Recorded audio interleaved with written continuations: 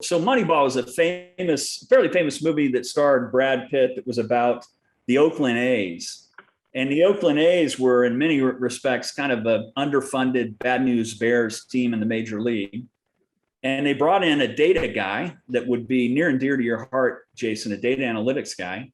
And he realized that, having talent scouts that sort of size people up based on them looking the profile, they looked like they ought to be good, or they looked like they ought to be a home run hitter, was not the way to move ahead in the rankings or get to the pennant or anything else.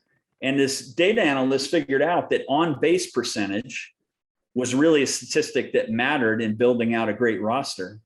So when the general manager, it's played by Brad Pitt in the movie, began to implement that, they took the A's all the way to the World Series. And so when we use that analogy for the startup scene, when you're thinking about attracting in a new business to a region, that's a win-lose scenario. You're going to win if you attract them. The other economy, wherever they're coming from, is likely going to lose if they bring their plant there or move their jobs there or whatever. And not only that, it's about like trying to buy a winning lottery ticket. You might get them, or you might lose them to 50 other places or 100 other places around the country. Building a startup ecosystem is something where you have a lot more control.